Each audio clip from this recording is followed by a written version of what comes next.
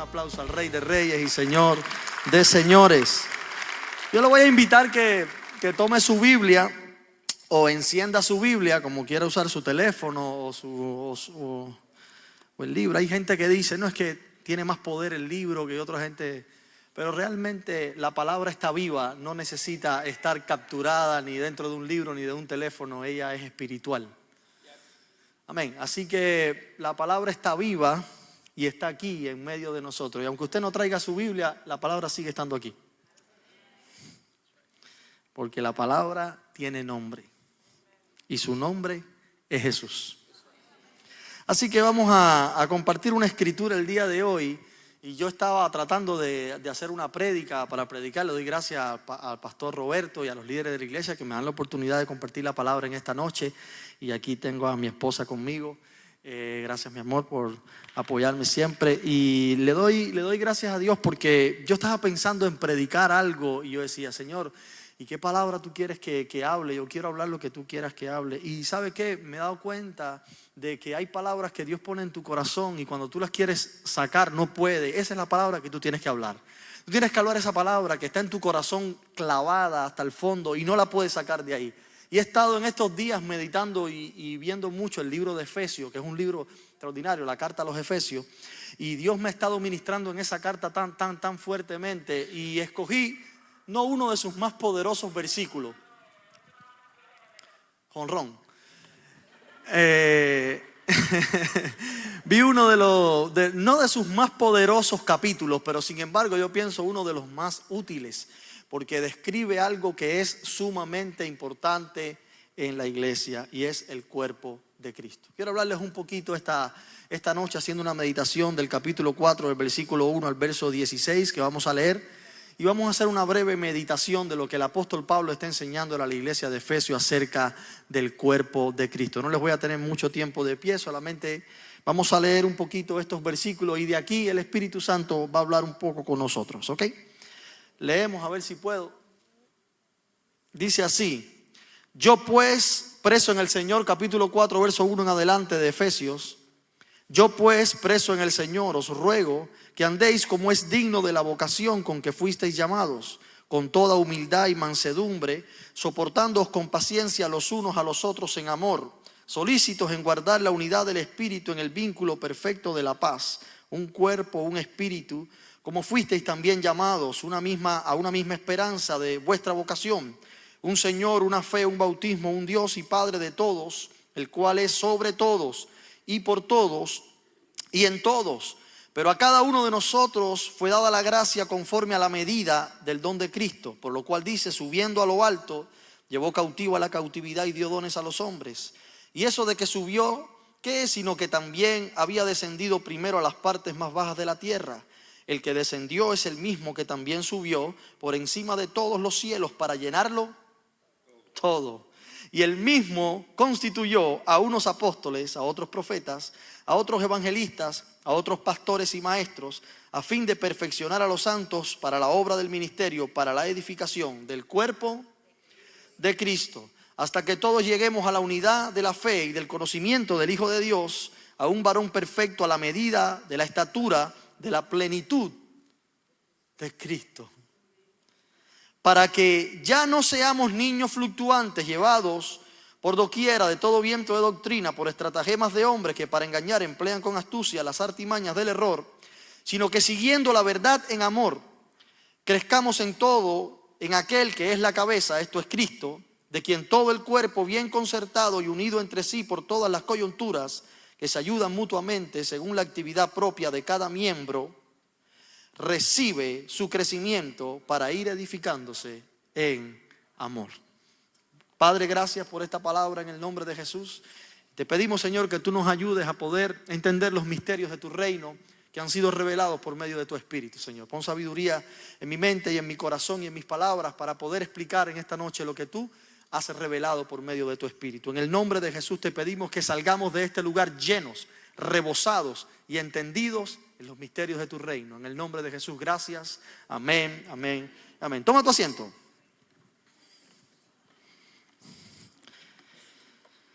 Pues yo soy partícipe de que hagamos cultos donde también lloramos y saltamos porque nos encanta emocionarnos. Y lo necesitamos de vez en cuando. Necesitamos de vez en cuando llorar, emocionarnos y salir de aquí con un nuevo reto en nuestras vidas. Todos necesitamos eso, ¿verdad que sí? Pero, y aunque soy partícipe de eso y me gusta que tengamos esos momentos de emoción, esos momentos donde danzamos en un solo pie, gritamos, brincamos, declaramos, nos movemos y tomamos decisiones a veces hasta radicales en nuestra vida, esos momentos de compromiso que provoca el sentimiento que tenemos en la presencia de Dios son muy buenos. Pero hay ocasiones donde tenemos que hacer un stop y meditar con responsabilidad sobre aquellas cosas que son determinantes en la vida cristiana. Esas cosas que son determinantes en la vida cristiana no podemos verlas bajo el marco de la emoción. Tenemos que estar fríos, sentados y pensar y analizar qué es lo que el Espíritu Santo quiere entregar, revelar y posicionar en el corazón y el espíritu de la iglesia. Y esa es mi labor en esta noche. Con mucha responsabilidad y con humildad quiero compartir algunos principios que están encerrados en estos versos que acabamos de leer.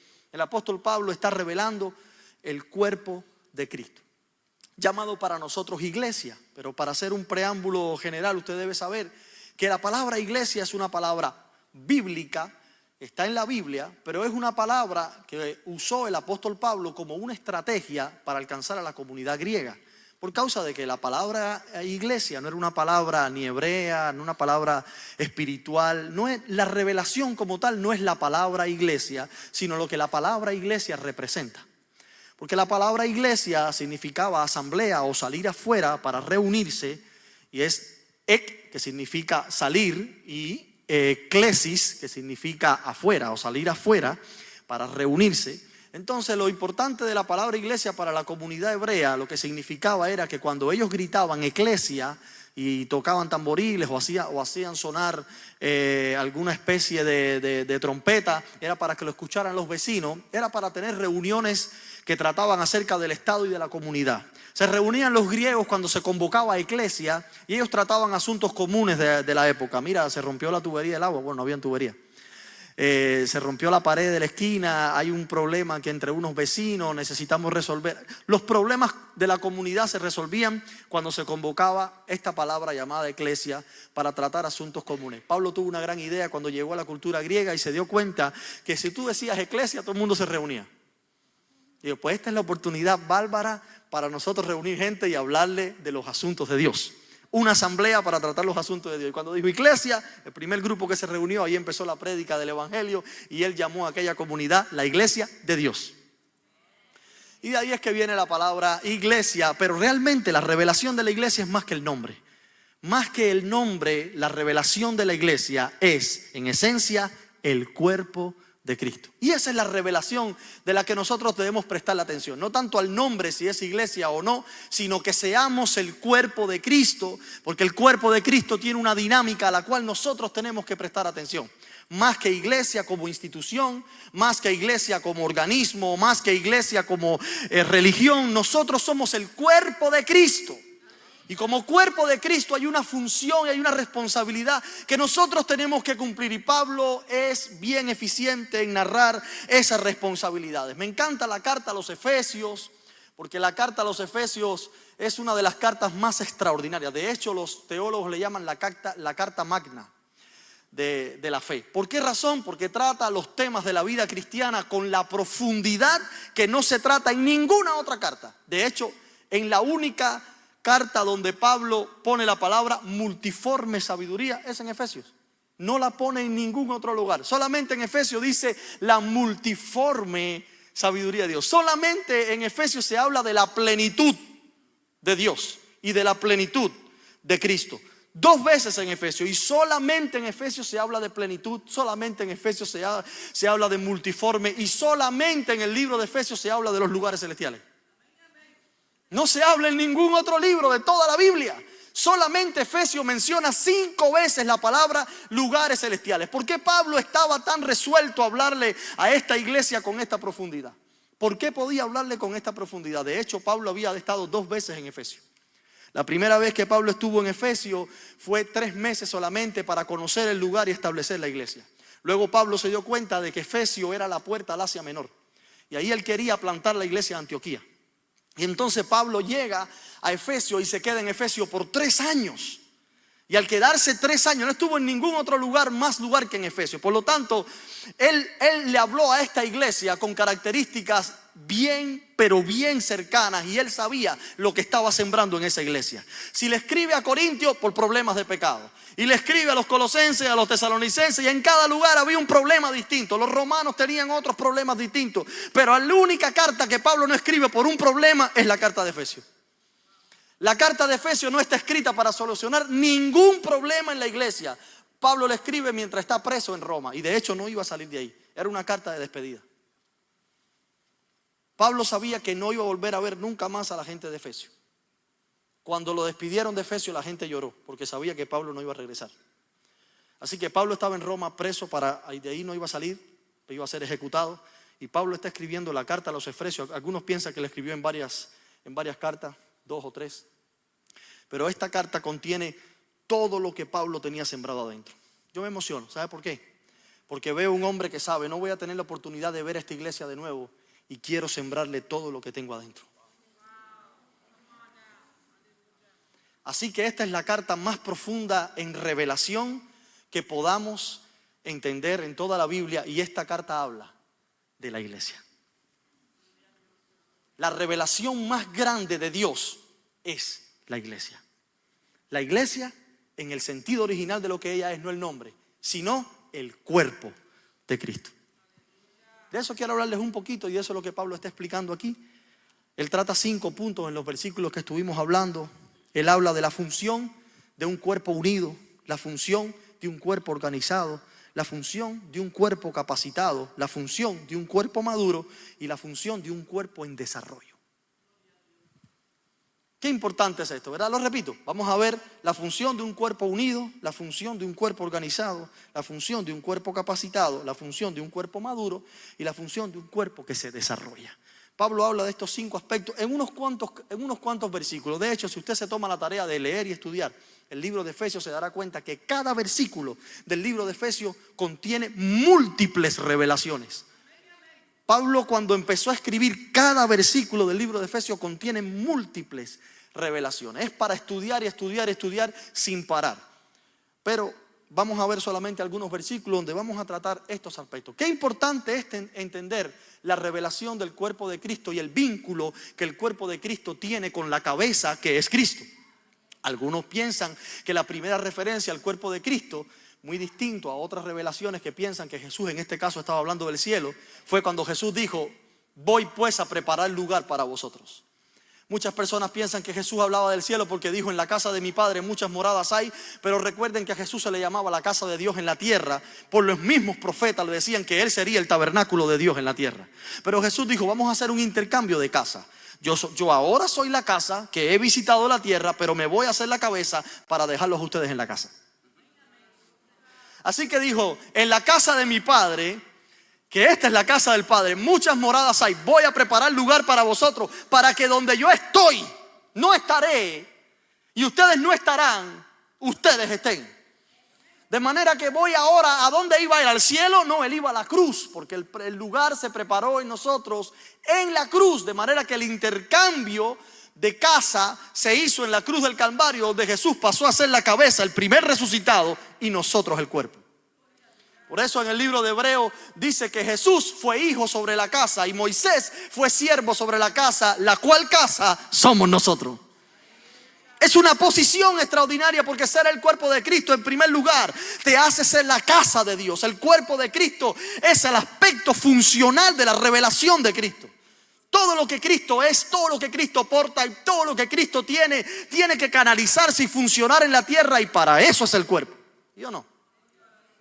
Pero el vínculo que une a esta cabeza con este cuerpo, estuviéramos nosotros completamente decapitados si Cristo no hubiera dejado el vínculo, la función, el elemento principal que puede conectar al cuerpo y la cabeza para hacer que todo lo que está en la cabeza fluya con poder en el cuerpo. Y ese vínculo es el Espíritu Santo.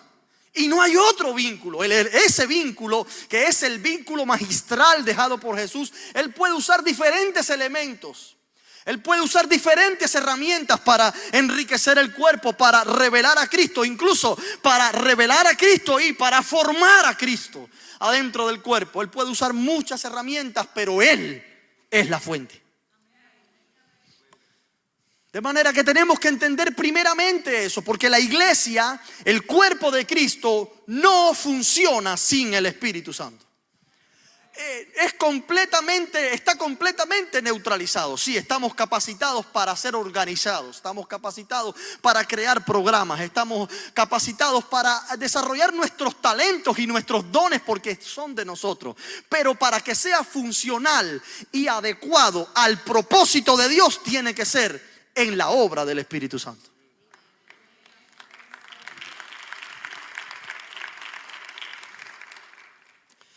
De manera que esta revelación del cuerpo es magistral.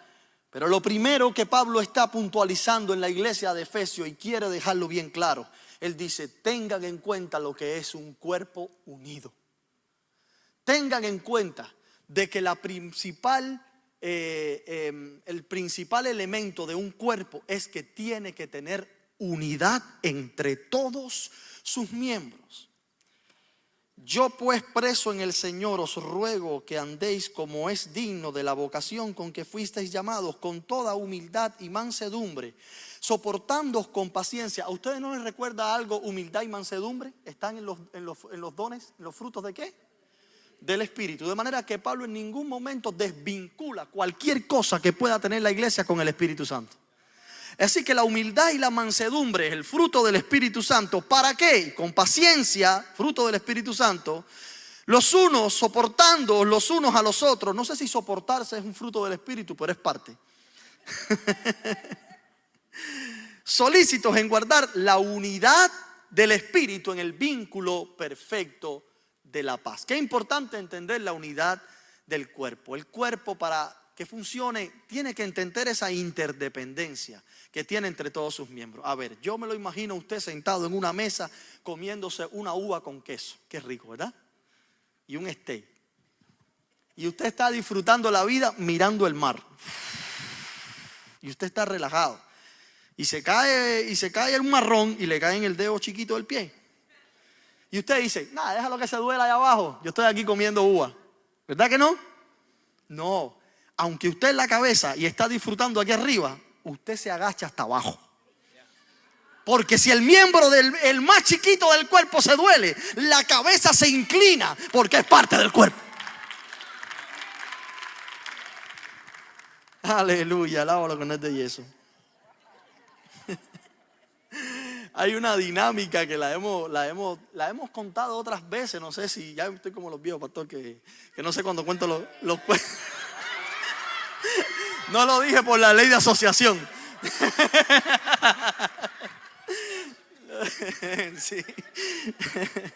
Ok. Cada vez que cuento los cuento más de una vez y ya no recuerdo a quién se lo dije. Como me dice mi esposa cuando le dije: ¿no te acuerdas cuando vimos tal película? Y dice: conmigo no fue. Y yo le dije: Señor, ¿con quién habrá sido? Okay. Sí, no. Bueno, realmente no es un cuento, es una anécdota basado en un hecho muy real. Por ejemplo, la leucemia, el cáncer en la sangre, que es realmente algo terrible. Algunos no saben cómo es que se forma el cáncer en la sangre, y es que los glóbulos blancos que están en el cuerpo están diseñados para atacar toda bacteria, todo virus que se mete dentro del cuerpo. ¿Cómo funcionan los glóbulos blancos? Ellos están codificados con un ADN bien específico. Cuando entra alguna bacteria, un virus al cuerpo, todos los glóbulos blancos vienen y se concentran al lado del virus y los comienzan a apretar y apretar y apretar. La unidad entre ellos destruye la amenaza contra el cuerpo. De manera que hay un programa que el cuerpo necesita tener, que es que produce glóbulos blancos todo el tiempo. Por lo tanto, los glóbulos blancos tienen que destruirse para que otros glóbulos blancos sigan viniendo, para que ellos no pierdan la fuerza de combatir las bacterias y las amenazas contra el cuerpo. De manera que hay glóbulos blancos que se tienen que destruir y hay otros que tienen que venir. Constantemente el cuerpo tiene que producir glóbulos blancos. Así que cuando un glóbulo blanco ha estado demasiado tiempo en el cuerpo, necesita menguar para que otros vengan. Esto es importante. Y el cuerpo no los destruye. Fíjate, el cuerpo no toma la decisión de destruirlos. El glóbulo blanco se sacrifica. Eso es lo que está pasando con Pablo. Él sabe que es un glóbulo blanco en estado de extinción. Y estoy dejando todo lo que yo pueda para que los próximos glóbulos blancos tengan la revelación que necesitan para matar los virus del cuerpo. Así que Pablo está diciendo, estoy sembrando todo lo que tengo adentro porque este glóbulo blanco ya se va. Así era Juan diciendo, es necesario que yo mengüe para que él crezca. Cada uno tiene que interpretar cuándo lo que Dios te ha dado tiene que ser transferido, tiene que ser dado, porque los próximos glóbulos blancos tienen que venir con más fuerza. Al tema que venía, ¿cómo es que surge entonces el cáncer en la sangre o la leucemia? Viene por causa de que algunos glóbulos blancos pierden su identidad. Se olvidan de que están en el cuerpo para combatir los virus y entonces se rebelan contra el cuerpo. No quieren morir, no se quieren ir del cuerpo. Y al no quererse irse del cuerpo, ya el cuerpo no los acepta como defensores del cuerpo. Entonces ellos cambian su identidad y se comienzan a comer a los glóbulos blancos. En vez de combatir virus, se comen a los propios glóbulos blancos. El glóbulo blanco que se rebela contra el cuerpo se come a los otros glóbulos blancos, deja el cuerpo sin defensa y ahí viene el cáncer y todas las enfermedades que usted se puede imaginar. ¿Entiende eso? ¿Por qué la iglesia está en un cáncer terminal? Porque en vez de unirnos para combatir los virus, nos comemos los unos a los otros.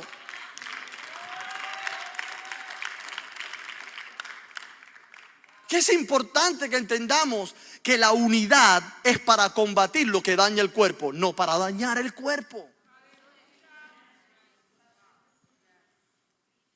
Esto es tan importante.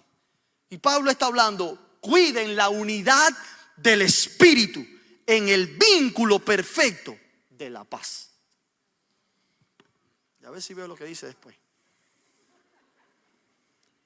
Como un cuerpo, un espíritu, como fuisteis también llamados a una misma esperanza de vuestra vocación. Al final todos nosotros tenemos el mismo destino, tenemos el mismo propósito. Lo primero que Pablo está poniendo como fundamento de esta enseñanza es, si vamos a entender la revelación del cuerpo, tenemos indispensablemente que entender la unidad. Es importante. A veces preferimos tener la razón que la unidad del cuerpo. Preferimos ganar un conflicto que la unidad del cuerpo. Preferimos salir con la frente en alto y no me doblegué que la unidad del cuerpo. Porque nos ponemos a nosotros primero antes que al cuerpo. Pero la revelación del cuerpo siempre va a ser más grande que tú. Y Dios tiene cosas entregadas a la iglesia que la iglesia tiene que entender que son más importantes que nosotros. Y que si somos parte del cuerpo de Cristo, todo lo que daña al cuerpo te daña a ti. La primera mentalidad que debe tener un creyente es mentalidad de cuerpo. Dile que está a tu lado, hoy me voy con una mentalidad de cuerpo. Número 2, el apóstol Pablo habla del cuerpo organizado. Este mismo Cristo entonces ve un cuerpo que está unido y entonces lo organiza. Porque necesita organizarse el cuerpo. Todo cuerpo sin orden no funciona como cuerpo. No sé si recuerda el valle de los huesos secos del libro de Ezequiel. ¿Recuerdan ese pasaje? Recuerda que Dios llevó por el Espíritu a Ezequiel a un valle de huesos secos. Y ahí estaban los huesos divididos y secos. Estaban todos por todos lados esparcidos. No estaban unidos. Y de manera que le pregunta a Dios, ¿qué hacemos con estos huesos? Y Ezequiel dice, pues manda que tu espíritu sople de los 4 vientos. Recuerde, el cuerpo no se organiza y el cuerpo no se une sin el espíritu. Así que lo que vamos a hablar hoy, a pesar de que hablamos del cuerpo, es importante que entienda que el elemento fundamental de todo lo que sucede en el cuerpo es el espíritu. Manda que tu espíritu sople de los 4 vientos y estos huesos secos vivirán. Y él pensaba que los huesos iban a vivir, pero lo primero que hicieron fue organizarse. Porque dice que sopló el espíritu de Jehová de los 4 vientos y hubo como un terremoto. Y cada hueso comenzó a buscar su propio hueso. ¿Usted imagina eso? Cayó el Espíritu Santo, y el hueso y el valle comenzó a temblar y los huesos comenzaron a correr por todo, porque era necesario que estaban divididos, que el fémur Este es el fémur, ¿verdad? Este, ¿verdad? Buscara la cadera, o sea, la tibia, la rodilla, el fémur, la cadera, la columna. Y ahí para allá buscaran cada hueso, su propio hueso. Y así se armó el cuerpo.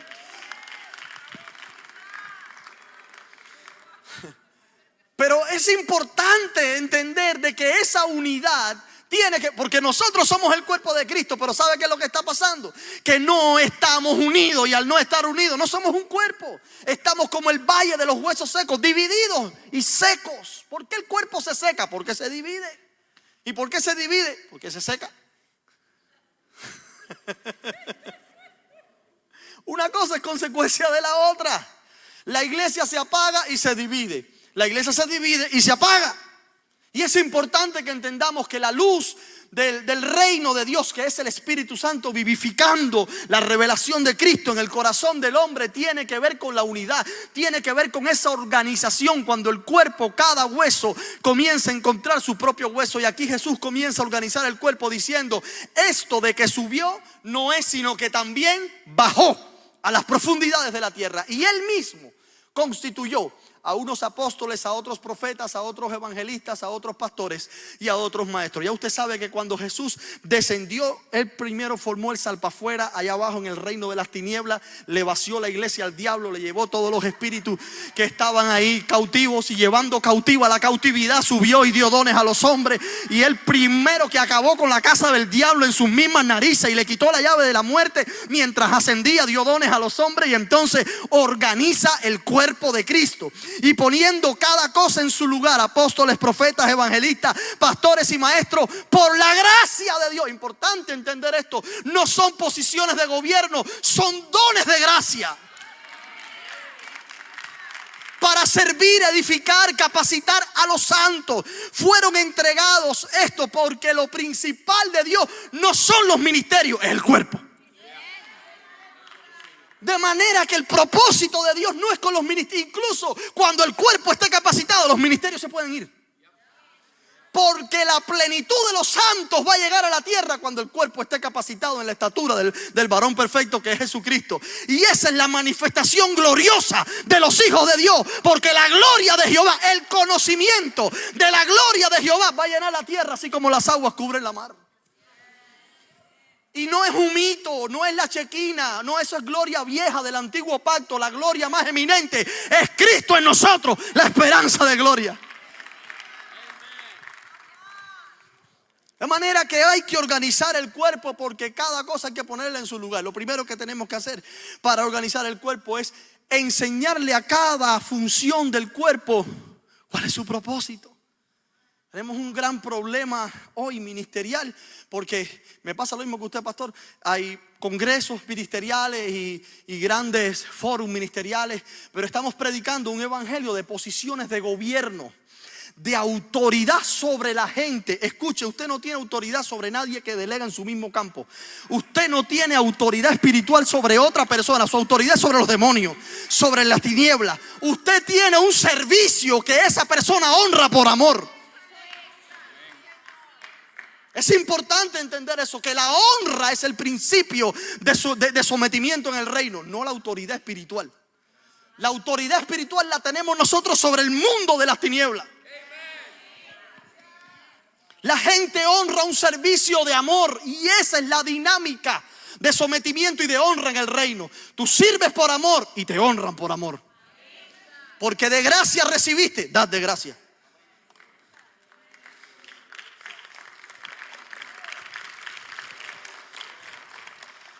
El cuerpo capacitado es lo que Jesús dice. Ahora, ¿cuál es la función de estos ministerios? ¿Para qué yo los levanto y para qué organizo el cuerpo? Lo primero que hice es entender: son un cuerpo, únanse. Número 2, tengan orden. Estos son los ministerios funcionales dentro del cuerpo. Lo segundo, ¿cuál es el propósito? Lo tercero, ¿cuál es el propósito de estos ministerios? Capacitar a los santos. Leámoslo ahí. Padre Santo. Dice el versículo 11: y él mismo constituyó a unos apóstoles, a otros profetas, a otros evangelistas y a otros pastores y maestros, a fin de perfeccionar a los santos para la obra del ministerio, para la edificación del cuerpo de Cristo. La palabra perfección, el paralelo de esa palabra perfección es capacitación. La perfección en el reino viene por medio de la capacitación.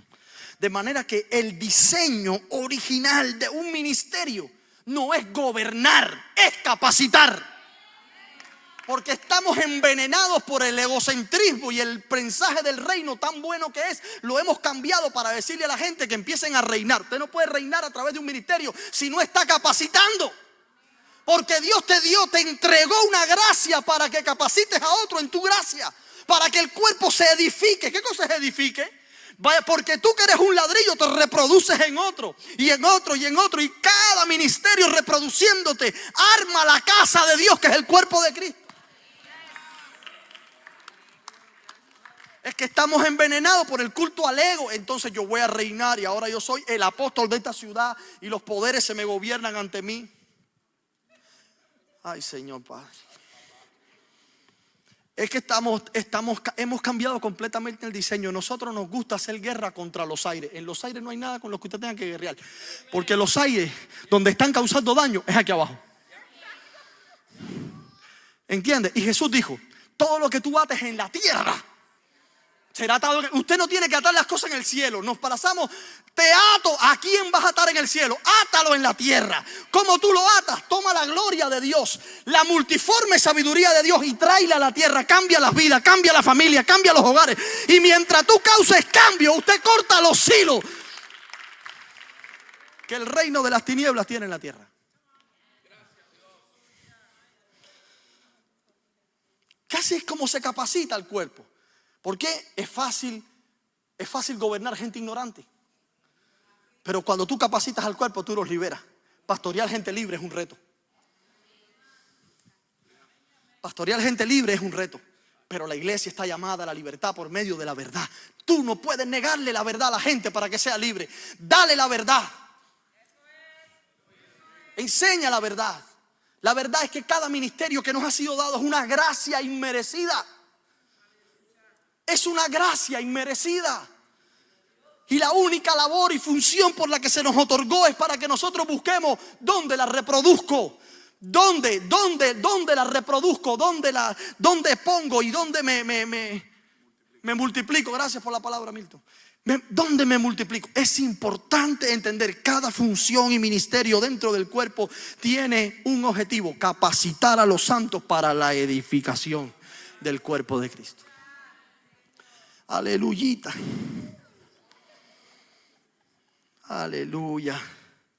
Eso es una buena noticia, ¿verdad que sí?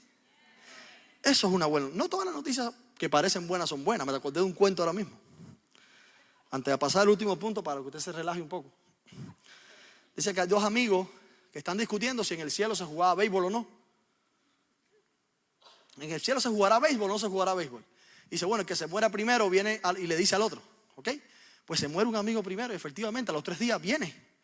El otro se asusta y le dice, te tengo una buena noticia y una mala. Dice, bueno, suelta la buena primero. En el cielo hay béisbol. ¡Wow! Y la mala, el jueves tú lanzas.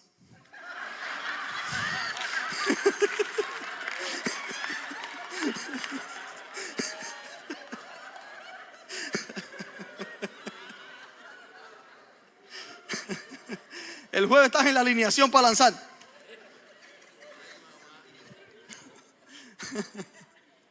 Wow. El cuerpo capacitado. Y después Pablo dice, un cuerpo capacitado va a venir un resultado tremendo, va a ser un cuerpo maduro. Leamos más adelante lo que dice verso 12, dice, a fin de que perfeccionara a los santos para la obra del ministerio, para la edificación del cuerpo de Cristo. Dice, a fin de que todos lleguemos a la unidad de la fe y del conocimiento del Hijo de Dios, a un varón perfecto, a la medida, a la estatura de la plenitud de Cristo, para que ya no seamos niños fluctuantes, llevados por doquiera de todo viento de doctrina, por estratagemas de hombres que engañan y emplean con astucia las artimañas del error.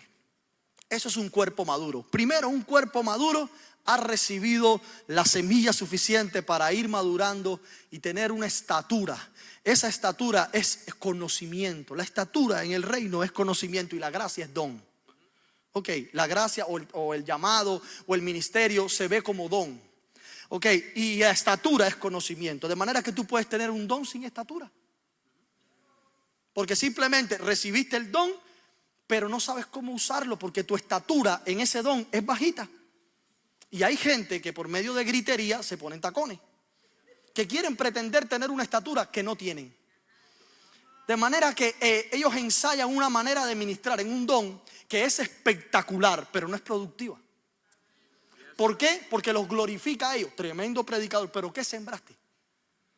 Tenemos muchos porristas, pero pocos edificadores en la iglesia. Mucha gente, pero poca gente que se dedica al arte de sembrar ladrillo tras ladrillo para ver el cuerpo como crece y se edifica en amor. Es importante entender de que esto no es un espectáculo personal para hacer quedar bien el nombre de un ministerio. Esto se trata de tomar con responsabilidad el llamado y el don que Dios te ha dado para edificar a los santos. Dígame aunque no lo haya entendido. La función de un cuerpo maduro se ve primeramente porque la gente toma estatura. Y número 2, porque saben discernir el error. Come on. Saben discernir el error. La iglesia de hoy es demasiado noble. Demasiado noble. Las llevan como niños cualquiera. Predica una cosa y se va. ¿Por qué? Porque no tienen fundamento. Se alimentan de palabras que salen de los púlpitos, pero no leen. No estudian. Eso es bueno. La palabra que sale del púlpito alimenta tu espíritu ese día. Pero la que el Espíritu Santo siembra en tu corazón por medio de tu diligencia personal se queda toda la vida.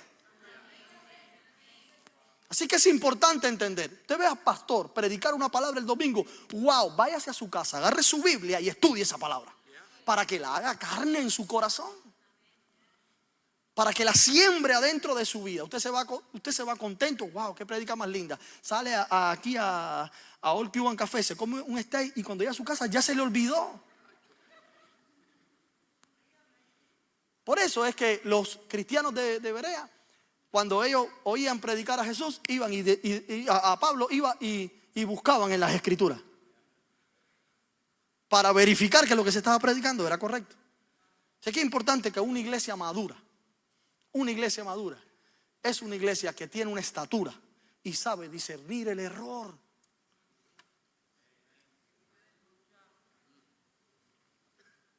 Y al final Pablo va a hablar de, para mí, lo más extraordinario, que es el mecanismo de desarrollo del cuerpo de Cristo. Y cómo el cuerpo de Cristo se desarrolla y se desarrolla y se multiplica y se multiplica. No se recicla. Tenemos un gran problema en hoy, que el cuerpo de Cristo se recicla, pero no se multiplica. Cuando digo se recicla es que se van, ¿cómo decimos los puertorriqueños? Decimos, porque ya yo soy ya. ¿Cómo decimos los puertorriqueños? Enchismados. Se van enchismados de aquí y llegan allá. Y vienen de allá para acá. Y es así.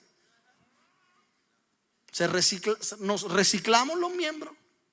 Pero el cuerpo está diseñado para multiplicarse, uniendo cada coyuntura para ir edificándose en el elemento más importante de la multiplicación saludable, el amor. Porque los dones son importantes, pero el don sin amor no funciona. El don sin amor es metal que resuena y címbalo que retiñe. Pablo lo dijo bien claro. El camino más excelente es este. Procura tener los dones mejores, sobre todo que profeticéis, pero les voy a mostrar el camino más excelente. Si hablas lenguas humanas y angélicas y no tienes amor, no eres nadie.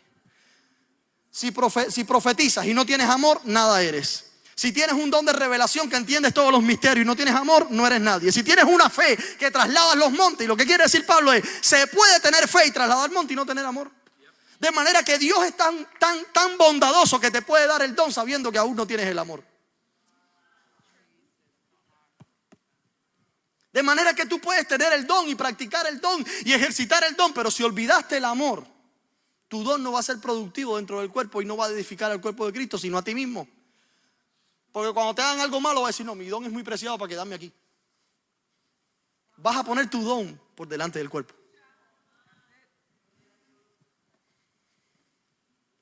Pero cuando tú tienes amor, el cuerpo siempre va a ser más grande que tú. Así que esto es importante. Entender el amor de Dios. Siempre yo me pregunté por qué Juan era el discípulo al que Jesús amaba. Así dice la Biblia, el discípulo al que Jesús amaba. Yo decía, pero ¿por qué él es el discípulo que Jesús amaba? Hasta que descubrí que eso solamente lo dice en la carta de Juan. Hasta, imagínense que Pastor Milton, Pastor Alfonso, Pastor Roberto y este servidor fuimos a All Cuban Café. Y cuando yo regreso a mi casa y voy a escribir en mi diario, digo, hoy estuvimos Pastor Milton, Pastor Alfonso y Pastor Roberto y el discípulo al que Jesús amaba.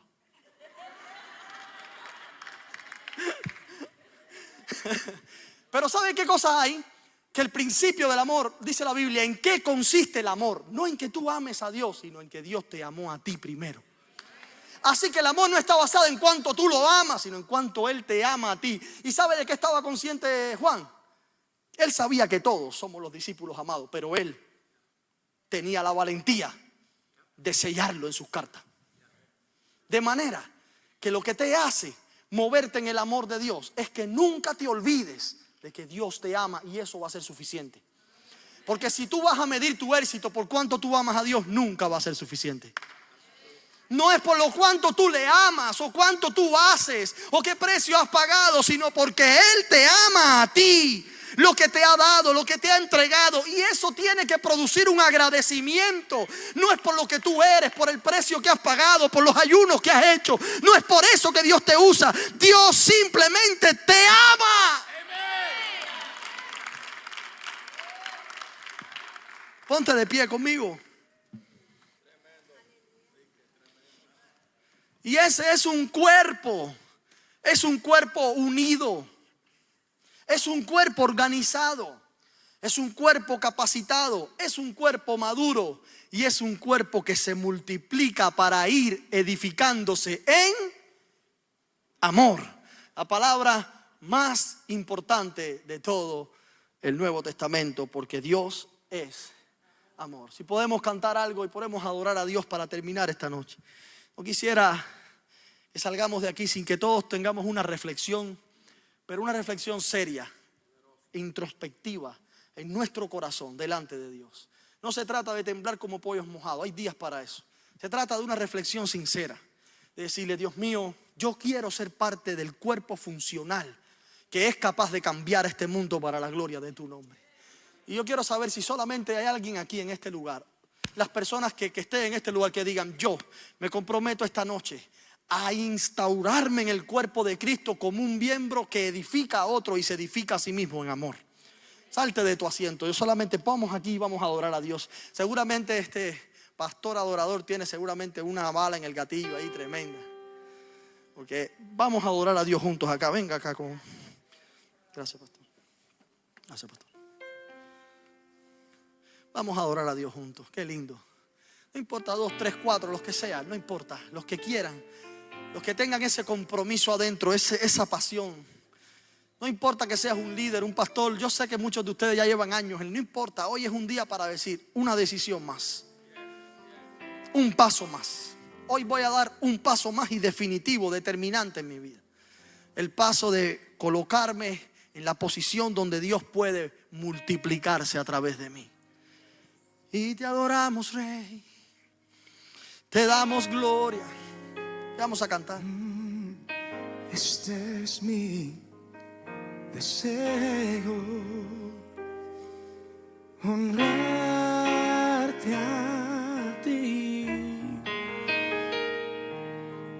con todo mi ser, te adoro a ti.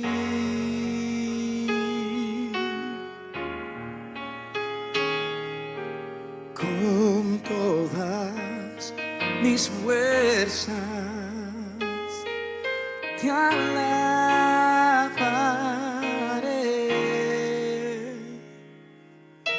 Mi adoración eres tú.